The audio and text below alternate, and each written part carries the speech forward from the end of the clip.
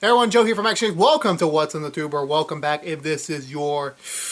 Are we on number 7? Yeah, we're on your 7th DC Stargirl episode review. Hope you're all doing well. Hope you're all staying safe, being good to each other.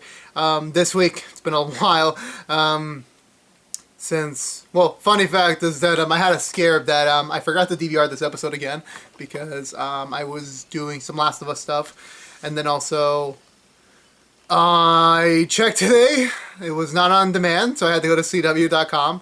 Thankfully, it was there for free. So, once again, my word. So, I was right. I was right. So, I wasn't giving out false information today. And plus, this was a really good episode this week as we finally got, I believe, Stargirl's rival, Archenemy, like her main adversary that she's going to probably be facing for a while. I think in the comics, too. I'm not sure, really. Should have really researched into that. But anyway, this was still a really another solid episode this week. As we kind of scaled back a little bit to focus more on Courtney. Where, as much as I really loved the last few weeks where it was building up the Justice Society and, you know, kind of like breaching out into like the larger world. We kind of forgot that, remember, at the end of the day, this is still Stargirl. This is not called the Justice Society of America. That's not the show. This is called Stargirl. So we eventually had to rein it back in and focus more on Courtney, where the last few weeks, Courtney has been painted as like a shining beacon to like new members, to the next generation of, you know, Justice Society members, the next generation of heroes. And that's been great or whatever, but we kind of like been seeing her, like, the thing is when any superheroes, like, anyone that just starts out, you get a little bit too cocky at first. And especially the last few weeks definitely build that up where, you know, she's found her new Wildcat, her new Hourman, her new Dr. Midnight. Sure, they may have bombed their first mission as a team, but guess what? They were together, they got a team, Pat's agreed to train them. So pretty much, right now it's mostly wins in Courtney's corner. They haven't made any big victory since in terms of defeat, since the Brainwave accidental defeat, but overall speaking, we've just been seeing Courtney been taking these W's. That it was high time that she really took an L of her own, and this episode definitely kind of reminded Courtney, and hopefully next week, considering this is a two-parter, it definitely reminded her there's a lot more at stake, and there's a lot more she still needs to learn. But let's get through the Butcher recap, as you'll probably understand what the hell I'm meaning. Well, again, you should have watched the episode already, but oh well. So we begin this episode, I believe, at the hospital. Oh, no, we see the Justice Society members, sans Courtney, kind of like enjoying their first real week of their new lives, where Rick is basically kind of coming to terms with his parents' death and trying to like be a little bit more lighthearted towards the whole, just him in general. Yolanda is very much happy that she is Wildcat, and Beth is, again, really happy she finally has someone to talk to whenever she's not around people. Also, it was kind of like a dick reminder, kind of like a this kind of feels right moment when her parents just blatantly ask her, "Yo, where's lunch?" like what kind of parents just immediately ask their underage kid, "Yo, where's lunch?" And then she said, "Oh, I'm sorry, I'm busy." It's like, wow, this is just pure karma. Where it's like a few weeks ago or a couple weeks ago, they were literally like telling Beth, stay the fuck away from us. Go have your own life. And Beth technically has her own life now. And still, even with that, it's still, you know, it's not... It was just a funny moment. But then we do cut back to Henry Jr. visiting Brainwave. He's taking some pills. He's got a little... I think he has some anxieties going. Cindy, his girlfriend, if I don't remember the name, comes to visit him, as well as kind of like ask him, so what we're gonna do for homecoming, you know, we're gonna, you know, pick out your suit, we gotta get the limo ready, but of course Henry's not ready to go out yet, considering the fact that his father is still in the hospital. He's not in the mood to, and we're slowly seeing shades of Cindy, like, what am I doing? Why am I doing this? Like, she's not particularly happy per se. And then we cut back to the Whitmore Dugan residence, where I believe, yeah, so it's now Courtney and Pat are kind of back on like good footing again now that they've, you know, agreed to do the whole training for the new generation Justice Society. Pat's son and Courtney's mother we are starting to question a little bit the really sudden close association between these two, considering the fact that the start of the series, which wasn't that long ago in terms of in real time, they were really basically not at all on the same page. And now here they are right away, quickly, like already on the same page. And even we get a very tense conversation in the anagram of learning how to drive a car. Courtney just basically saying, "Oh, hey, well, you know, I mean, you'll learn as you go." But then Pat's like, "No, you gotta learn a few things before you can even try to do something," which is basically an anagram for superhero training. But then we cut to the school. And I swear to God, we get one of the most cringiest, the most cringiest shot. For me personally, I love the show so much, and of course, obviously, you're gonna get some of those cringy moments, especially on a superhero television show, where we see the Justice Society of America sans their suits, just walking in the hallway on top of the world. I'm like, I kind of wish you guys were back to not talking to each other. I mean, oh God, that was just so... I'm sorry, I'm really starting to love the show, but I can't deny that was a cringy moment. I paused the screen there. I'm like, I had to take a moment to like laugh. But the moment's ruined when Cindy just barges through them, you know, kind of like a dick. And Courtney asks the question of the week again: why is she so mad? Why is she so mean to everyone?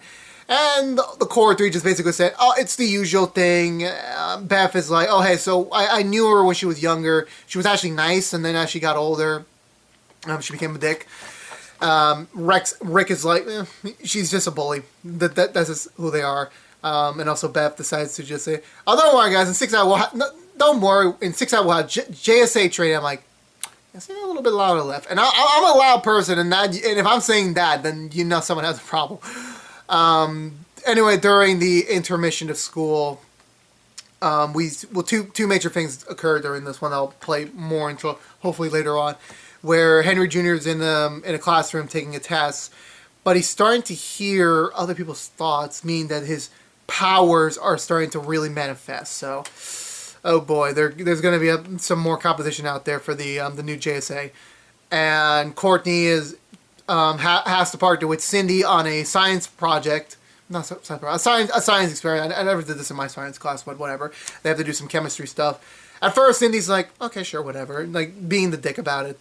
But then as the conversation progresses, like they're starting to slowly open up to each other. Like there's some minor mutual ground this week that Cindy actually is plausible enough to her to invite her to her house or just to hang out that Saturday when homecoming was supposed to take place. So things start, maybe Courtney just is that shiny example, like even on the harshest, most rudest person, she could still be a source of light for people. And I know we're missing a scene somewhere. I think this is the moment where, yeah, so we cut back to Cindy's house, which we saw a couple weeks ago, where she is yelling at her new stepmom, who's very weirdly acting like a robot or just very generic. And then she has enough of her stepmom, so she decides to go downstairs like, I wonder what's downstairs. It turns out to be a secret passageway to the Injustice Society headquarters. I'm like, oh no. Oh no, please don't tell me. Please do not tell me for the love of God that, yep, Cindy is the daughter of the Dragon King. I'm like, oh God. She kind of like interweaves into, she overhears the Injustice Society kind of like talking about the new JSA and kind of like figuring out like who they are. Icicle's like, okay, just keep an eye on them, try and get this figured out before I come back on my business trip, so to speak. But before Cindy gets to hear more of her dad shows up and kind of pulls her away. Meanwhile, back at the auto body shop, the new JSA arrived to kind of begin their first official training session.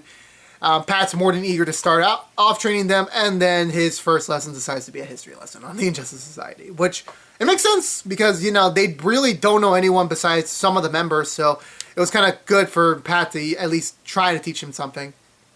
So he tries to kind of give them a one-on-one on like all the members, and it kind of felt like this is a recap / flash clip show episode, but then Courtney just keeps interrupting him. That was so funny. But eventually Courtney has enough of him, and it's like, look, my staff and I are ready. But she, while in her feet to try and show off Pat and kind of show off like, hey, I don't really need training. I'm good to go. She destroys all the very poor examples of representation of the Injustice Society members. in like, I want to say 25 seconds, 30 seconds. And in terms of, she did not get the reaction she wanted, as everyone was like, why? This was part of the training. But in my questioning, like, these are just piles of garbage on stack on each other with barely a face on them, and this was training. I mean, I'm sorry. I understand that this was supposed to be a team building exercise. I understand that, but these were poorly made. These are not simulations or anything like that. Like, how the hell were they supposed to handle the full power of any one of these members? Sans Beth. And all of them are just kind of like not happy with Courtney since training's called off, since there is really nothing to train on, because that was their whole training exercise of the day, and then Courtney just destroys in 25 seconds. So even Beth tells Courtney, like, yo, that's not cool, man. We're a team now. This is not you. This is about us. So they all walk out. Courtney attempts to defend herself to Pat, and it's like, hey, how about this? I'll go on a mission to kind of figure out a new Injustice Society member while you train the other guys. So basically, Courtney's is like still, even after all that, still basically saying that, hey, I'm not a novice hero. I'm starting out. I'm a decent hero. Let me go out there. Let me do a mission. Pat's clearly like, no, like, you can't do this. Like, no. And also there was a brief scene somewhere, but I'll fit this in here, is that Courtney's mom, working with Icicle, she gets offered by Icicle to kind of go on this business trip to represent a potential purchase of a building in town. So she needs to go to this place to kind of appeal for it. And it was kind of weird, the scene in context, in my opinion. I mean, I'll explain more later when we get to this scene. But then, where do we go? Yeah, so meanwhile, Cindy is talking to her father, the Dragon King, about, apparently we're learning more about Cindy, that Cindy is not real, like, Cindy dating Henry is a mission. It's not what she wants, which kind of makes sense. So there's a theory within the Injustice Society that Henry Jr. could potentially have his father's powers. So if Brainwave himself can't wake up from his coma, they can use his son as a potential secondary backup option for their plan to be in effect. But Cindy's like, nope, his powers haven't emerged yet. All he's doing is going to school and droning about his father. That's all he's doing. So Cindy's basically asking her, let me do something else than be a boring girlfriend. Let me join the team. Let me help find Stargirl and this new JSA. Let me bring them in. But it's kind of like a parallel right now. And this is why I say that Cindy might end up being, if not, is going to be Stargirl's main adversary, her main arch enemy, because you're seeing parallels in their journeys that are like very obvious. These are two people that are just starting out their careers in the super powered society. One is basically just, they're both cocky, they're both very much eager to get to the next level, to get to the main level, but they're not ready yet. And their paternal figures are telling them, no, you're not ready. Just play your part, do what you need to do. It'll happen when it happens. But in terms of Cindy's case, obviously being on the supervillain side, she is very much eager to like really get out there and start causing some hurt. So that's another real difference there. Meanwhile, Courtney's mom gets approval from her family to go to the business trip. Everyone's kind of supportive on her while they decide to head to one of the homecoming games, or the homecoming game, so to speak. I'm not sure if we're missing a scene anywhere. I think we just cut straight to the home. Oh, no, yeah. So we do get another scene with Icicle and his son, where Icicle's about to leave to go to the business trip with Courtney's mom. And they're talking about love, talking about, like, Icicle's bringing up the story of how he met his son's mom in Paris and how they fell in love, and how his son is kind of going for the same thing with a girl, which we kind of know who it is by this point, which is like, oh, my brain, my Hero Academia brain's starting to like route here. Oh, they could take it in this direction or this direction, or have them come to blows. It's like, I'll explain my theory later on. But it's kind of like a neat parallel. But the one scene that the one line I was kind of scared of, I'm like, oh no, please don't tell me we're gonna get this at some point in the rest of the season, when the son of Icicle talks about, because Icicle say, hey, you deserve to be happy, you deserve to find love. And then his son's basically saying something like that to him. And it's like, what about you, Dad? Like, Mom's been gone for a while. I mean, don't you want to be happy again? And it's like a moment. It's like, oh no, please don't tell me we're gonna get that in the show. And he's like, I'm happy. Like, I'm like, okay, thank God. I don't need to deal with life issue. Please don't put that in the show. I can't deal with it right now. Then we cut to the homecoming game where everyone's got ulterior agendas. Like, Pat's is trying to be a good dad. Courtney's trying to stake out the principal for being potentially the next fiddler. And Pat's son is basically telling off Courtney, hey, listen, I know you've been spending a lot of time with my dad. I don't like it. You should back off because I don't go to your mom spending all my time with her. Like, I respect my boundaries. You should do the same. So Courtney's got another family issue on the horizon there. But then also the Icicle son finds Courtney. He asks her out, but of course Courtney already promised Cindy she would hang out with her on homecoming night at her place. But Courtney being, of course, obviously, hey, this is the first guy that's actually shown romantic interest in me, and, you know, I can go to this dance with him. I'm going to obviously change my plans. So she goes to talk to Cindy, who does not take it well. I think that was kind of like her final straw. I'm like, nope, that's it. I'm done. I can't take this anymore. But, however, that's kind of like overturned as Courtney goes off to kind of, you know, follow the principal as she's heading somewhere. Potentially could be a lead for Courtney to explore. Pat and Sportsmaster have like the funniest scene ever where it's like, hey, none of these items are on your diet. You better be backing away from this or ordering a bottle of water. That was pretty funny. I think I'm missing a scene somewhere. Am I missing a scene? No. So Courtney stakes out the principal. She finds out that there is a secret entrance in her office. So Courtney puts on her uniform and goes in after her. Meanwhile, Cindy's also in the Dragon King section of the Injustice Society lair. She's trying to get her father's attention, but, you know, she's not getting any. But then she notices Stargirl entering the facility, entering the base. And she also sees this, like, conveniently placed suit on the wall. It's like, this is my chance. This is my chance to prove something in myself. So, Cindy suits up. And I believe, do we have any more scenes? Oh, yeah, so Pat is confused that Courtney's not around and goes to look for her at the disappointment of his son. I don't think there's any other scenes that I'm forgetting. So we get to the fight scene. The first fight scene between Stargirl and I believe her name is Sheev. I don't know. Honestly, really cool fight scene. And also my only one question before I start talking about this fight scene and also criticizing certain aspects of it. Well, this is my only criticism of it.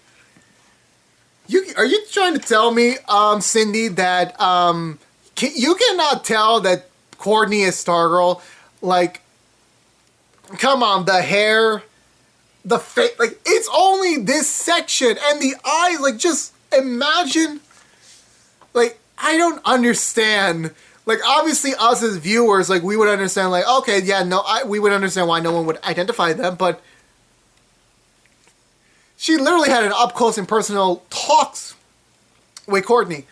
And I swear to God, better by next week she finds out where I'm going to be really mad.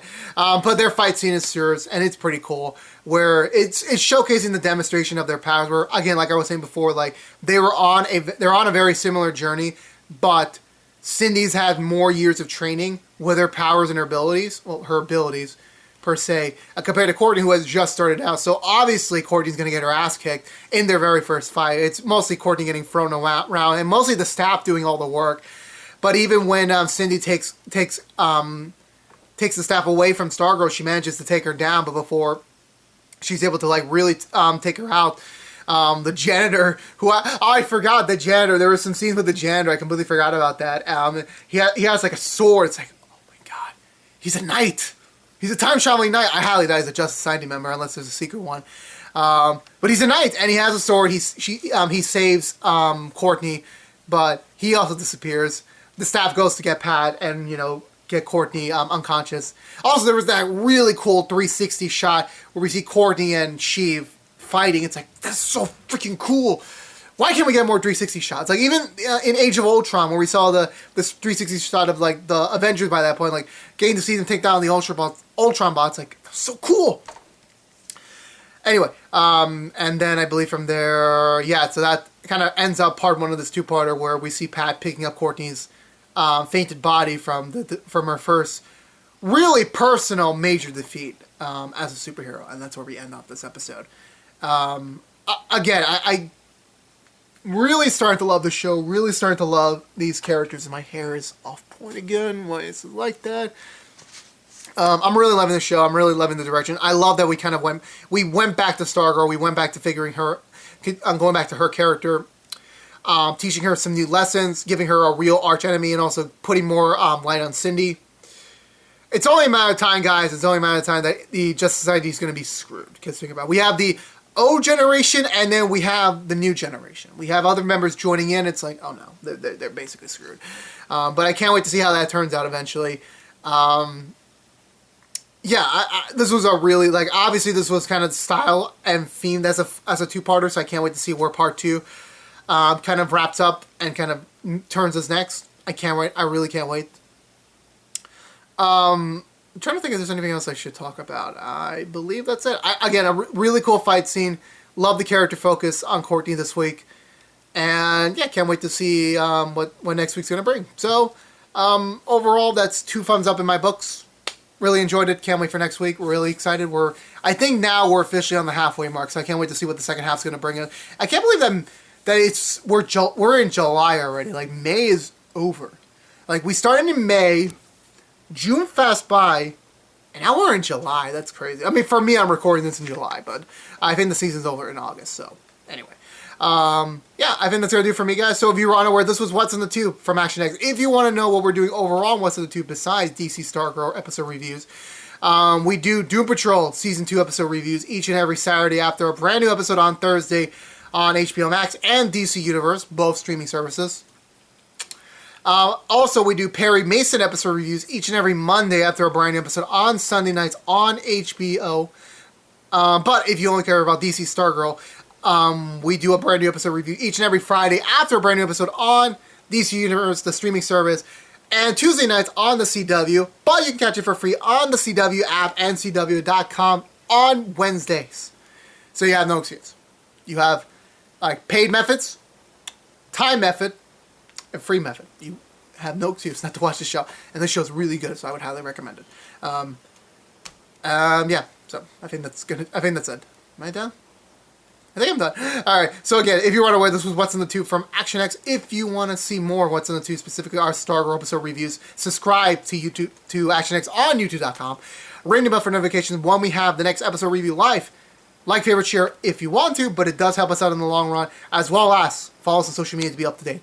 And I'll see you, Stargazers, next week. Peace out.